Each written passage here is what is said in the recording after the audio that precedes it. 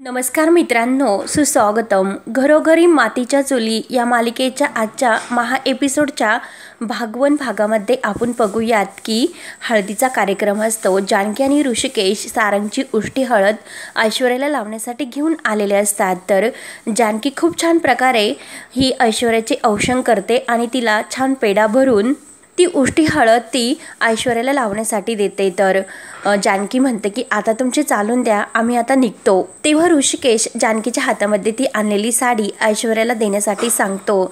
तर कावेरी म्हणते की अगं जानकी, असे आलात आणि असे चाललात, आम्हाला तुमचा पाहुणचार सुद्धा करायला वेळ दिला नाही, त्यामुळे तुम्ही बसा आणि मी तुमच्यासाठी कॉफी सांगते. असे बोलून कावेरी ही सकारामला पाहुण्यांसाठी कॉफी आणायला सांगते. तेव्हा लगेच ऐश्वर्या म्हणते की काय हे, अजून कॉफी तुम्ही त्यांना दिली नाही का? थांबा, तुम्ही बसा, मी तुमच्यासाठी कॉफी घेऊन येते. म्हणून ऐश्वर्या जायला निघते. तेव्हा ऐश्वर्याच्या मैत्रिणी ऐश्वर्याला थांबवतात आणि कुठे जाते विचारतात. तर ऐश्वर्या म्हणते की कुठे जाते असे काय विचारता, कारण माझ्या मोठ्या जाऊबाई आल्यात, त्यांचा असा खोळंबा झालेला मला नाही आवडणार. म्हणून ऐश्वर्या जानकी आणि ऋषिकेशला बसायला सांगते. ऐश्वर्या ही आतमध्ये किचनमध्ये येते तर सकाराम कॉफी घेऊन निघलेलाच असतो. तर लगेच ऐश्वर्या म्हणते की सकाराम थांब.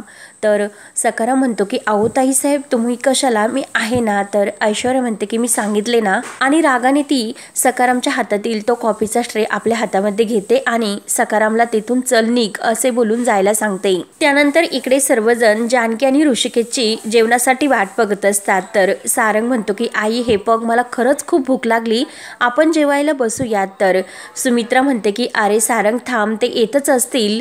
आणि शर्वरीला म्हणते की तू जरा ऋषिकेशला फोन लावून बघते की कुठपर्यंत आले ते, त्यांना इतका वेळ का लागतो. तर नाना म्हणतात की अगं कशाला, तू नको काळजी करू, ते येतीलच. हळद आहे म्हटल्यानंतर खेळायला नको का?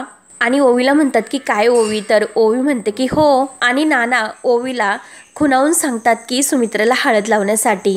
तेव्हा ओवी गुपचूप येते आणि आपल्या हाताला हळद घेऊन सुमित्राच्या गालाला हळद हळद आजी असे म्हणते. सर्वांना अगदी गोड हसू येते. तेव्हा सुमित्रा म्हणते की अगं हॅपी, हळद म्हणजे काय, ही काय होळी आहे का? आणि मगाशी तर खेळलो आपण, आणि ही कल्पना कुणाची, आजोबांचीच ना असे ओवीला विचारते. आणि आजोबांना सुद्धा ओवीला हळद लावण्यासाठी सांगते. हा ओवी लगेच नाना आजोबांना हळद लावते. तर सारंग विचार करतो की जेवायला थांबायचेच. तर मग आजीची म्हणजे पंजे आजीची थोडीशी गंमत तर व्हायलाच हवी. म्हणून ओवीला सारंग लगेच आवाज देतो आणि ओवीला म्हणतो की तू नानांना हळद लावली, आजीला लावली, मग शेजारी पंजे आजी बसली, तिला हळद नाही लावणार का? ती रागवेल ना तुझ्यावर. ओवी सारंगचे ऐकून आजीला हळद लावण्यासाठी जाते. तर आजी ही ओवीवर ओरडते. सर्वांना मात्र आजीच्या या वागण्याचा खूप राग येतो. ओवी मात्र नाराज होते आणि रडतच सुमित्रा जवळ येते. तर सुमित्रा म्हणते की अगं आई, इतकी का रागावतेस? तू तिची पंजी आहे, मग थोडीशी हळद लावली तर काय बिघडले इतके? आणि ओवीला म्हणते की पंजे आजीला नाही ना आवडत हळद लावण्यासाठी, मग नाही लावायची असे ओवीला सांगते. तर इकडे ऐश्वर्या ही जानकी आणि ऋषिकेशसाठी कॉफी घेऊन येते. तेव्हा जानकी ऐश्वर्याला म्हणते की अगं लग्न आहे तुझे आणि आज हळद, मग तू कशाला इतकी तस्ती घेतली? तेव्हा ऐश्वर्या म्हणते की जानकी वहिनी असे काय करता, मी अजून सुद्धा या घरची मुलगी आहे, मग या घरातील माझी मुलगी म्हणून ते कर्तव्य मी पार पाडते. तेव्हा सर्वांना कॉफी दिल्यानंतर शेवट ती म्हणते की ही कॉफी माझ्या बेस्ट फ्रेंडला निकिताला ती कॉफी घेण्यासाठी सांगते. तर सर्वजण अगदी आश्चर्याने ऐश्वर्याकडेच बघत असतात. तेव्हा निकिताला थोडासा डाऊट येतो आणि ती घाबरल्यासारखी दिसते. तर ऐश्वर्या म्हणते की काय ग, काय झाले, इतकी का घाबरलीस? पॉयझन नाही त्यात. तर कावेरी म्हणते की अगं ऐश्वर्या असे का बोलते, कारण सर्वजण ऐश्वर्याकडे या बोलण्यामुळे बघत असतात. तेव्हा ऐश्वर्या म्हणते की अगं मॉम, मी तिची गंमत केली. तेव्हा मात्र निकिता कॉफी पित नसते. तर ऐश्वर्या विचारते की अगं काय झाले, पी ना कॉफी. तर जानकी या सर्वाचा विचार करत असते की ह्या ऐश्वर्याचे वागणं जरा माझ्या मनाला त्रासच देते. त्यावर इकडे रणदिव्यांच्या घरी आजी म्हणते की अगं मला लावायचे नाही म्हणजे मी काही म्हणत नाही, पण तू शर्वरीला लाव, जावई बापूंना लाव, मग जास्त मजा येईल. तर सुमित्रा ओवीला म्हणते की जा लगेच त्यांना हळद लाव. तेव्हा ओवी लगेच विक्रांत काकांना आणि शर्वरीला हळद लावते. तर शर्वरी आणि विक्रांत एकमेकांकडे बघत असतात. तर सर्वांना खूप हसू येते. तर ओवी ही पणजी आजीजवळ येते आणि पणजी आजीला म्हणते की खरंच तू किती गोड आहेस ग. मग आजी मी तुझी पप्पी घेऊ का? तर आजी म्हणते की अगं घे की, त्यात काय इतके, मग विचारायचे काय त्यात. तर लगेच ओवी म्हणते की मग गाल पुढे कर. तर ओवी लगेच आजीच्या गालाला हळद लावते आणि सारंगला टाळ्या देते. तर सारंगच्या सुद्धा हाताला ती हळद लागते आणि ओवी आनंदाने उड्या मारत आत्ता खरी मला मज्जा आली असे म्हणू लागते. त्यानंतर इकडे जानकी आणि ऋषिकेश जायला निघतात आणि जाता वेळी ती ऐश्वर्याला जी साडी असते ती साडी जानकी ऐश्वर्याकडे देते आणि तू जशी मला सांगितली तसे सजेशन प्रमाणे मी तुला साडी आणली आणि हा डिफेक्टिव्ह पीस नाही, वापरून बघ मग तुला क्वालिटी कळेल आणि हवं तर तुला मी काढून दाखवते. म्हणून जानकी आतमध्ये बॉक्समधील साडी बाहेर काढायला लागते. तर ऐश्वर्या म्हणते की त्याची काही गरज नाही, कारण डिफेक्टिव्ह पीस तर बदललाय आता, ओरिजिनल मिळाला. खरंच मी खूप हॅप्पी आहे. तेव्हा सयाजी काका म्हणतात की अगं ऐश्वर्या त्यांनी तुला साडी दिली, मग तू सुद्धा त्यांना काहीतरी दे ना. तेव्हा ऐश्वर्या म्हणते की हो डॅडा देणारच आहे. या सर्वांना माझ्या लग्नामध्ये एक मोठे असे सरप्राईज मिळणार. तेव्हा मात्र जानकीला या ऐश्वर्याच्या बोलण्याचा धक्काच बसतो आणि निकिताला सुद्धा. तर ऋषिकेश म्हणतो की अरे वा चांगले आहे आणि सयाजी काकांना म्हणतात की काका आम्ही येतो. म्हणून जानकी आणि ऋषिकेश निघून जातात. तर ऐश्वर्या निकिताजवळ येते आणि मला तुझ्याशी जरा एकट्यात बोलायचे, ताबडतोब माझ्या रूममध्ये ये. तर निकिता विचारते की का? तर ऐश्वर्या म्हणते मगाशी मी तुझ्याशी खोटं बोलले होते, कारण मी खरंच तुझ्या कॉफीमध्ये पॉइझन टाकले. तेव्हा मात्र निकिता खूप घाबरते. तर लगेच कावेरी म्हणते आता सारंग रावांची ही उष्टी हळद आपल्या ऐश्वर्याला लावायची, म्हणून ती त्या हळदीची वाटी घेते. तर ऐश्वर्या लगेच कावरी बावरी होते आणि लगेच मुद्दाम शलाका असे करत कावेरीला धक्का देते. तर कावेरीच्या हातातील ती हळदीची वाटी खाली सांडते. तेव्हा ऐश्वर्याच्या मनासारखे होते. तर कावेरी म्हणते की अगं ऐश्वर्या सारंग रावांच्या घरून आलेली उष्टी हळद तू तर सांडली, मग आता तर कावेरीला खूप टेन्शन येते. तर ऐश्वर्या म्हणते की अगं मॉम तू इतके टेन्शन कशाला घेतेस, ही हळद सांडली तर सांडून दे, आपल्याकडे दुसरी हळद आहे. म्हणून ऐश्वर्या ती सौमित्राला जी तिने हळद लावलेली असते त्या हळदीची वाटी घेऊन येते आणि तिने सौमित्राला हळद लावलेली असते ते क्षण तिला आठवून अगदी खुश होते आणि कावेरीला म्हणते की हे बघ मॉम आपल्याकडे ही हळद आहे, आपण ही हळद लावूयात. आणि त्या वाटीतील हळद आपल्या हाताने घेऊन ती आपल्याच गालाला लावते. तर निकिताला ऐश्वर्याच्या या वागण्याचा खूप राग येत असतो आणि कावेरीला विचारते की कशी दिसते मी. तर कावेरी मनात विचार करते की खरंच कशी आवर घालू या पोरीला मी, मला काही कळेनासे झाले, हिचे लक्षण मात्र ठीक दिसत नाही.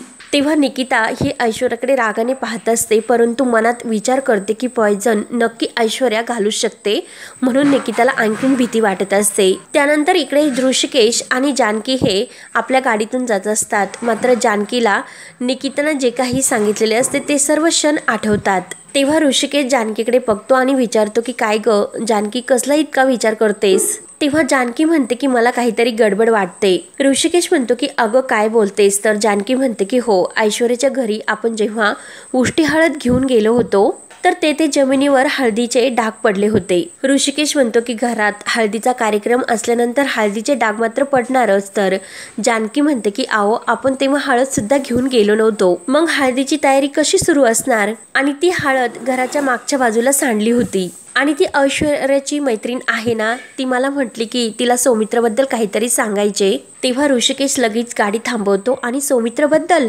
जानकी म्हणते की हो ती मला सौमित्र भाऊजीबद्दल आणि ऐश्वर्याबद्दल मोबाईलमध्ये काहीतरी दाखवायला लागली. तर तेवढ्यात ऐश्वर्या आली आणि ती गप्प बसली. ऋषिकेश विचारतो की जानकी तुला नेमकं काय म्हणायचे. तर जानकी म्हणते की हो यातील सर्व माहिती निकिताला आहे आणि आपल्याला तेच सोडवायचे. तर ऋषिकेश म्हणतो की हे बघ मनातील आता जे काही असेल ते काढून टाक. आणि तेवढ्यात ऋषिकेशच्या मोबाईलवर नानांचा कॉल येतो. तर ऋषिकेश म्हणतो की नानांचा कॉल आपल्याला आता निघावे लागेल. त्यानंतर इकडे निकिता ही घाबरतच ऐश्वर्याच्या रूममध्ये येते आणि घाबरत विचारते की ऐश्वर्या खरे सांग की तू माझ्या कॉफीमध्ये पॉइझन टाकले का. तर ऐश्वर्या म्हणते की हो म्हणूनच ती कॉफी मी माझ्या हाताने तुला दिली. तेव्हा निकिता म्हणते की का पण मी काय केले. तेव्हा ऐश्वर्या म्हणते की सांगते ना मी तू काय केले ते. आणि दरवाजा लावून ऐश्वर्या निकिताला विचारते की तू बाहेर मगाशी जानकीशी काय बोलत होती, काय गप्पा करत होती इतक्या. तेव्हा निकिता म्हणते की काही नाही अगं आम्ही इन जनरल बोलत होतो. ऐश्वर्या म्हणते की काय तुला मी मूर्ख वाटते का.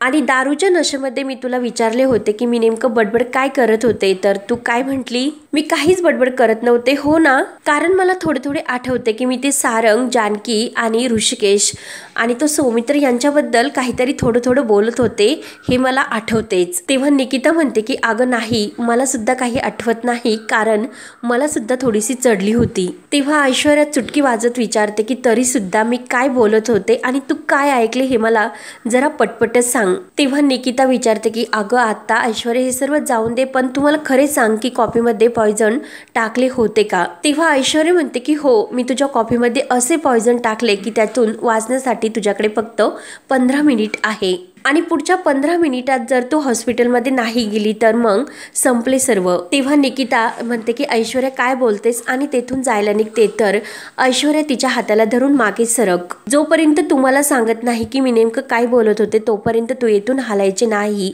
तर निकिताला खूप टेन्शन येते. ऐश्वर्या म्हणते की जर 15 मिनिटात खरे नाही सांगितले की जीव जाईन तुझा. मग तूच ठरव की तुला काय करायचे ते. तुला मरायचे की तुम्हाला सर्व सांगणार. त्यानंतर इकडे सारंग म्हणत असतो की आजी चल, मला खरंच खूप भूक लागली. तर आजी म्हणते की जर 5 मिनिटात ते लोक आले नाही तर सुमित्रा तू आम्हाला पानं वाढण्यासाठी घे, खरंच आम्हाला खूप भूक लागली, मी आणि सारंग जेवणार. आणि तेवढ्यात जानकी आणि ऋषिकेश येतात. आजी लगेच म्हणते की नाव काढता सैतान हजार. तर जानकी आणि ऋषिकेशला वाईट वाटते. सर्वजण आजीकडे रागाने बघतात. तर आजी म्हणते की मी यांना सैतान कसे म्हणेल, मी गंमत केली, जी म्हण आहे ती मी म्हटली फक्त. तेव्हा सुमित्रा आणि जानकी सर्वांना जेवायला देत असते. तर सुमित्रा ही सारंगच्या ताटामध्ये श्रीखंड वाढते आणि तुला आवडते ना? तर सारंग म्हणतो की हो, आणि त्यासोबत आपल्या बागेतील आंब्यांचे जे लोणचे आहे कैऱ्यांचे ते दे, कारण गोडासोबत तिखट खरंच खूप छान लागेल. तेव्हा मात्र सुमित्रा सारंगच्या ही तोंडावरून मायेचा हात फिरवते आणि तिला सौमित्राची आठवण होते, कारण सौमित्राला ते लोणचं खूप आवडत असते. सुमित्राला सौमित्र आल्याचा भास होतो. तेव्हा सुमित्रा आणते म्हणून आतमध्ये जायला निघते. तर तिला सौमित्राच्या आठवणीने डोळ्यात पाणी येते. तेव्हा जानकीचे मात्र सुमित्राकडे लक्ष जाते. जानकी सुमित्राला विचारते की आई तुमच्या डोळ्यामध्ये पाणी का? तर सुमित्रा आपले डोळे पुसते. सौमित्राची आठवण आली असे म्हणते. त्याला सुद्धा ताज्या कैरीचं लोणचं खरंच खूप आवडत होते. कुठे असेल तो, कसा असेल, खरंच काहीच कळत नाही. तेवढ्यात नाना हे सुमित्राला आणि जानकीला जेवणासाठी आवाज देतात. तेव्हा सुमित्रा दबकतच जानकीला विचारते की तो कुठे आहे, काही कळले का? तर जानकी म्हणते की हो, ती मुंबईला आहेत, इतकेच कळले. तर सुमित्रा म्हणते की पण मुंबईला कुणाकडे आणि कसा आहे तो, व्यवस्थित तर आहे ना? जानकी म्हणते की आई तुम्ही इतकी काळजी करू नका, आपण चौकशी करत आहोत. तेवढ्यात नाना त्यांच्या जवळ येतात आणि सर्वजण तुमची जेवणासाठी वाट बघतात, जेवायला येता की नाही असे म्हणतात. तर त्या दोघींना जेवणासाठी घेऊन जातात. त्यानंतर इकडे निकिता ही ऐश्वर्यासमोर हात जोडून म्हणत असते की अगं प्लीज तुम्हाला असे करू नको, आपण हॉस्पिटलला जाऊयात, मला मरायचे नाही. तर ऐश्वर्या म्हणते की मला काहीच प्रॉब्लेम नाही, तू मला हे सांग की तू त्या जानकीला काय सांगितले, तुला नेमकं काय माहिती आहे? तेव्हा निकिता घाबरतच म्हणते की मी इतकेच ऐकले होते की तू सारंगशी नाही तर सौमित्राशी लग्न करणार आणि सौमित्राला तू इथे पकडून आणले, कुठेतरी ठेवले. तर ऐश्वर्या म्हणते की बोल पटकनी की नेमकं तुला आणखीन काय माहिती? तर निकिता म्हणते की नाही, आता आणखीन काहीच माहिती नाही, खरंच मला काही माहिती नाही. तर ऐश्वर्या निकिताला धमकावत असते. ऐश्वर्या भयंकर तापते आणि हे सर्व तू त्या जानकीला सांगितले का? निकिता म्हणते की अगं मी जानकी वहिनीला खरंच काही सांगितले नाही. तर ऐश्वर्या विचारते की तू हे खरं बोलतेस ना? निकिता म्हणते की खरंच नाही सांगितले, मी जाणारच होते सांगायला, परंतु तेवढ्यात तू आली आणि मी गप्प बसले. तर निकिता खूप रडू लागते आणि तिच्यासमोर हात जोडत म्हणते की मला प्लीज हॉस्पिटलला जाऊन दे, मला नाही मरायचे. तेव्हा ऐश्वर्या निकिताच्या सनकनेसी कानामागे देते आणि काय तू मला स्वतःची मैत्रीण म्हणवते आणि माझे हे सर्व तू सासरच्यांना जाऊन सांगणार होतीस का? माझा गळा तू कापणार होती. नशीब माझे की मी तिकडे वेळेत आले आणि तू त्यांना काही सांगितले नाहीस. जळतेस का तू माझ्यावर? का केले हे सर्व तू सांग. तर निकिता म्हणत असते की नाही, पण प्लीज ऐश्वर्या तू मला हॉस्पिटलला घेऊन चल, मला नाही मरायचे. म्हणून ती तिच्या पायाशी सुद्धा बसते आणि हात जोडून खूप विनवण्या करू लागते. तेव्हा ऐश्वर्या जोरजोराने हसायला लागते. तर निकिता म्हणते की अगं हसतेस काय,